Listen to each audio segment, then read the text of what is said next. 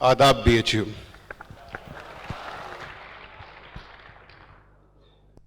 इस बार की थीम जो है टेड टॉक की, इट्स कंटेजियस। मैं इसी के बारे में एक छोटी सी कहानी आपको सुनाने आया हूँ। एक प्रोजेक्ट पे जिस पे मैं काम कर रहा हूँ, ये कोई प्लानिंग नहीं थी, ये कोई मास्टरमाइंड नहीं था, ये ऐसा नहीं था कि हम ये बदल देंगे, ये तोड़ देंगे, वो फोड़ देंगे। एक सिंपल सा काम करना शुरू किया था और कंटेजियन इफेक्ट वाकई होता है, वो हुआ। ये जब हो गया या हो रहा है, तब हमें पता चला कि कंटेजियन इफेक्ट हो रहा है भाई। फिल्म मेकर हूँ, आई राइट ऑल्सो स्क्रिप्ट्स, तो मेरी भाषा थोड़ी उस तरह की है, तो मैं अपनी बात जब शुरू करूँगा तो वो सीन और एक्शन और ये सारी चीज़ें दिमाग में आती हैं। तो एक सीन है, एक्सटीरियर कॉलेज कैंटीन, बहुत सारे लड़के लड़कियां वहाँ पे बैठे हुए हैं और वहाँ पे कॉलेज की बड़ी हॉट लड़की भी है और बहुत सारे लोग, दिल ही दिल थोड़ा। तो उसका अचानक बैग खिसकता है कंधे से और थोड़ा सा कमर पे हाथ रख के आउच, जोर से आउच निकलता है। अब जब ये होता है तो लड़कों के दिमाग में आता है मौका, मौका कुछ किया जाए।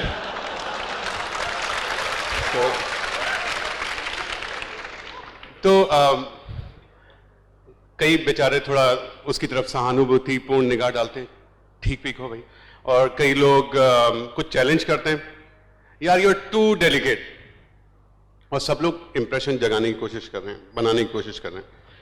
तो इतने में अपने यूनुस मियां आते हैं, वो बोलते हैं कि भाई वल्लारे नाजुकी कि चमेली का एक फूल सर पे जो रख दिया तो कमर तक लचक गई।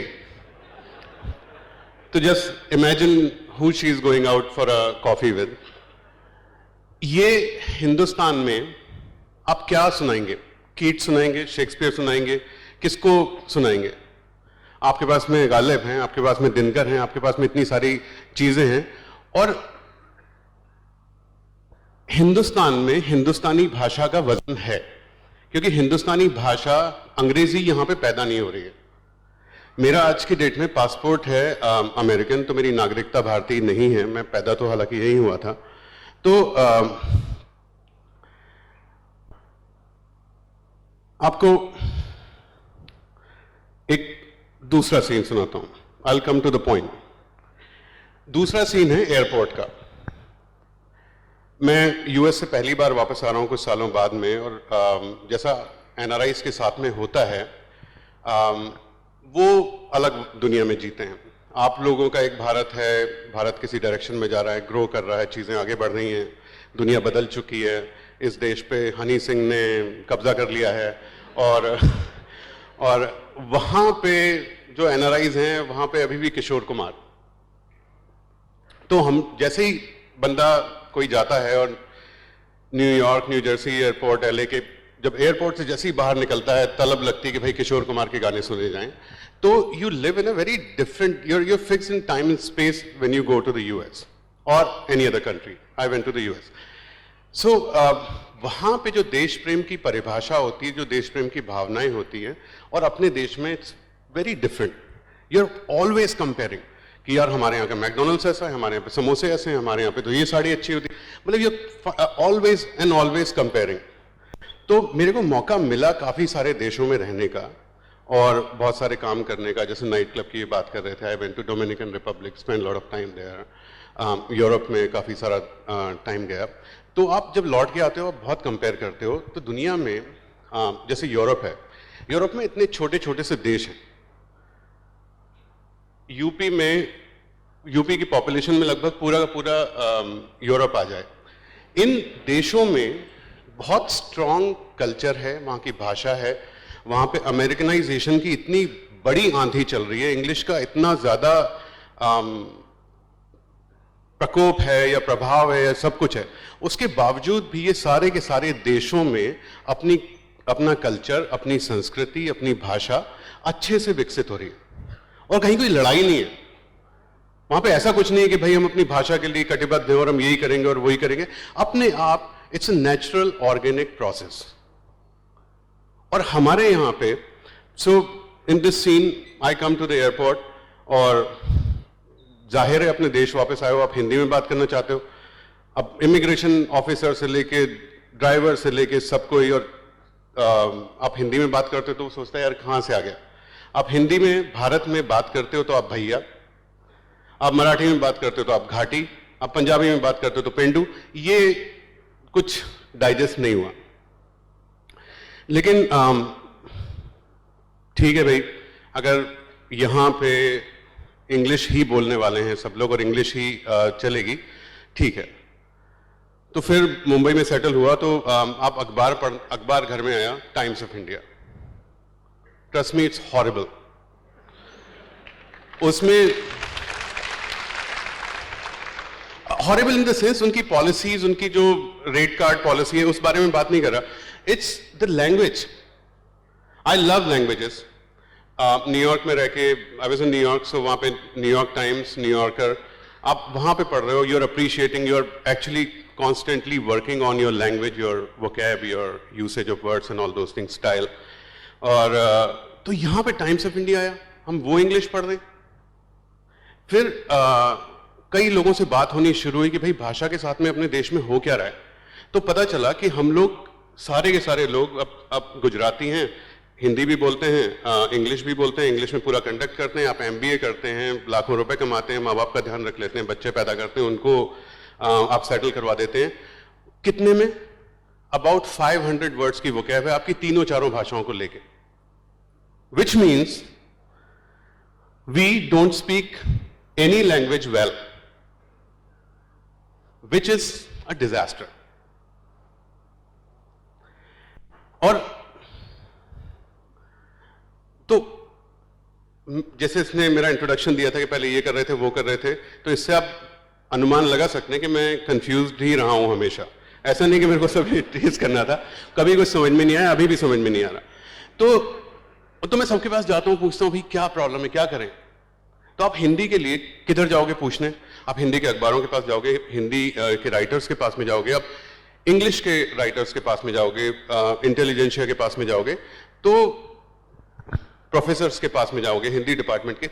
हर जगह लगा कि भैया हिंदी के खिलाफ तो बड़ा षड्यंत्र हो गया, इसने हिंदी को डुबा दिया, उसने ये कर दिया, उसने ऐसा कर दिया, सब लोग अंग्रेजी करना चाहते हैं, हिंदी तो कोई चाहते ही नहीं। सो टर्न्स आउट, और मैं टोटली वेला, एक तरफ ये वीडियोस बनाने शुरू किए जिसके बारे में थोड़ी और बात करूंगा आगे, और then I started writing a column for Navbharat Times. तो आपका थोड़ा सामाजिक सरोकार बढ़ा, आपको समझ में आना शुरू हुआ, देश के प्रबुद्ध लोगों से बातचीत होनी शुरू हुई, पता चला भैया कोई षड्यंत्र वड्यंत्र तो है नहीं। There has been a contagion effect. एक जमाना था जब the super elite class of India, उन लोगों ने इंग्लिश को, अंग्रेजियत को, उन सारी चीजों को अपनाया। उसको देखा देखी, जो पहले बॉम्बे के क्लब्स में होता होगा, जो पहले बहुत ही बड़े मेट्रोज में होता होगा, लोग अंग्रेजी जब बोलना शुरू करने लगे तो लोगों को लगा कि wow, these are the leaders of the society, top 1% if you may say. तो उनको देख के कंटेजियन इफेक्ट हुआ, और सब लोग, आज तो आप जौनपुर चले जाओ, वहां पे भी मम्मी अपने बेटे से वो इंग्लिश में ही बात करती, कम कम सिट ईट। सो अब this is a contagion effect that has taken place. तो हम लोगों ने सोचा, ऐसा common sense thing, can we reverse it, is it possible to reverse it? क्योंकि हिंदी के लिए लोग इतनी लड़ाई कर रहे हैं, हिंदी के लिए करोड़ों रुपए कहां कहां से आ रहा है, कितनी समितियां हैं, कितने कॉलेजेस हैं, कितनी ग्रांट्स हैं, कितने लोग लड़ाई कर रहे हैं, मतलब लगे हुए हैं सालों से, ये कर देंगे वो कर देंगे। और सच्चाई क्या हुई हिंदुस्तान की, कि एक भी इंसान, आप ट्रेन में बैठो, उसको हिंदी की किताब पढ़ने का मन है, लेकिन वो गंवार देखेगा, इसलिए उसकी हिम्मत नहीं कि खोल ले, वो सामने बैठी लड़की क्या सोचेगी। तो अब ये सच्चाई हो गई हमारी फाइनली हिंदुस्तान की। कोई षड्यंत्र नहीं था, कोई लड़ाई नहीं थी, एक कंटेजियन इफेक्ट था जिससे इंग्लिश हर जगह आ गई। और जितने भी पुराने लोग हैं, जितने भी आज के इंग्लिश के अच्छे राइटर्स हैं, दे से कि हम अच्छी राइटिंग ऑफ इंग्लिश से भी उसमें भी हमारा स्तर धीरे धीरे नीचे गिरते जा रहा है। वाई? बिकॉज वोकैब, आसान भाषा में लिखो जो बिक जाए, जिसमें ज्यादा क्लिक्स हो जाए, जिसमें ज्यादा शाबाशी, मतलब जितने ज्यादा दर्शक हैं वो अच्छा। I refuse to accept it. मेरे लिए सब टीवी जिसको बहुत लोग देखते हैं is not better than Shyam Benegal, period. So that was the thing. And then एक एग्जाम्पल मिला जिसको देख के लगा कि हाँ यार, इस देश में हर तरह की संभावनाएं हैं। वो एग्जाम्पल था स्पिक मैके का। स्पिक मैके केम इनटू एग्जिस्टेंस, मेरे को याद नहीं कब, लेकिन एक जमाना था जब फिल्मी गाने बहुत पॉपुलर थे, अपने चरम सीमा पे थे। उस टाइम पे जो गजलें थी वो बहुत पॉपुलर हो रही थी इंडिया में। जगजीत सिंह और Mehdi Hasan and all those people were getting popular. Fateh Ali Khan साहब, उस जमाने में पॉप म्यूजिक था। अलीशा चिनॉय एंड परी हूं मैं वाली Rao and all those people were doing so very well. तो इतना सारा म्यूजिक इंडिया में कंज्यूम हो रहा था उस टाइम पे। स्पिक मैके made it's point, they made their presence and what they were working in. वो लोग तो सेमी क्लासिकल और क्लासिकल हिंदुस्तानी म्यूजिक में काम कर रहे थे। इतना मुश्किल काम था। आज आप स्पिक मैके के किसी भी इवेंट में जाके देखो, वहां पे आपको very well dressed, very well behave, elite class बैठी दिखेगी। उनकी वजह से ये सर्वाइव कर रहा है, उनकी वजह से बाकी लोगों को भी लगता है यार अच्छी चीज है, बस हमें समझ में नहीं आती, लेकिन चीज है, कुछ है। अब अगर किसी ने उतना मुश्किल काम कर दिया तो आप तो हिंदी साहित्य पे काम कर रहे हैं। हिंदी साहित्य कोई अच्छा, लोगों के पास दिल में इमेज बनी है कि हिंदी साहित्य मतलब वो सूखे स्तन और फटा चीथड़ा पहनी माँ और बच्चे। हिंदी साहित्य is about everything, like literature of any language is about everything. So Hindi साहित्य भी रोमांस है, सेक्स है, जासूसी है, वॉर है, सब कुछ है, विट है। और ये सब लगा कि यार संभावनाएं हैं, रिवर्स कंटेजियन अब हम करके देखते हैं क्या करना चाहिए। इसके लिए फिर वही काम कि पहले क्या हुआ था, हम वही करते हैं। जो सुपर एलीट क्लास है, let's catch them, let's try to convert them. तो हमने एक बात चलानी शुरू की इंग्लिश मीडिया में जाके। हम बहुत बोलने लगे कि भैया English is the new normal. और वैसे भी English is the new normal. अब खासतौर से in a city like Bombay, I don't know much about Delhi, I don't know much about बाकी जगहों पे क्या हो रहा है। लोग जो अंग्रेजी बोलते हैं, it's boring. They are looking like, उनके पास में स्लैंग्स खत्म हो गए, उनके पास में सब चीजें खत्म हो गई। बच्चे लोग जो अंग्रेजी बोल रहे हैं यहाँ पे, वो डोंट नो कि कौन सी वाला उन्होंने कौन सा स्लैंग उठा लिया है, क्या कर लिया है। जैसे फॉर एग्जाम्पल हमें रेज्यूमेज लोग बहुत सारे भेजते हैं, they write hey, resume start with hey sir, and उसके नीचे लिखा रहेगा वो पुरानी इंग्लिश की, I hereby submitting my esteemed candidature into your पता नहीं क्या क्या। तो दे थॉट कि भैया पहले हेलो आया, फिर हाय आया, वो हाय कूल था हेलो से, अब हे आ गया तो he should be cooler than this thing. तो बस इतना नॉलेज लेके जो हम इंग्लिश के साथ में कर रहे हैं, सुनने में मुझे तो थोड़ी सी मुश्किल हो रही थी। और देखा कि बहुत सारे लोगों को मुश्किल हो रही। जूही बब्बर, जो राज बब्बर की बेटी है, वहां पे वो क्लब चलाती है अपनी, जितने भी फिल्मी दुनिया के लोगों से आपने बात करनी शुरू की तो वहां पे सबको लगा हाँ यार ये प्रॉब्लम तो है। Then I said please come. तो बॉम्बे में चूंकि आप इंडस्ट्री में थे, I was able to emotionally blackmail them कि भैया आओ पढ़ो। I was able to get people from advertising industry and we did lot of experimentation कि cool क्या होता है, classy क्या होता है और किस किस तरह की चीजें होती हैं। और उसके बाद में हमने कविताओं के वीडियोस बनाने शुरू किए। हमें मालूम है कि किसकी कविता लोग सुनना पसंद करते हैं, किस पे क्लिक्स मिलते हैं, किसको क्या करते हैं। We don't do that. We did not go after that. We went for real poetry. अगर यहां किसी ने देखी है, ओ वाह, गुड। सो हम लोग, अगर आपने देखा होगा कि हमारे जब वीडियो खत्म होता है तो वी डोंट इवन से please subscribe this channel. I find even वो भी बड़ा ऑब्सीन लगता है कि कैसे बोलते हैं भैया सब्सक्राइब करो। आपने देखा, ठीक है, अगर आपका मन करेगा तो आप करोगे.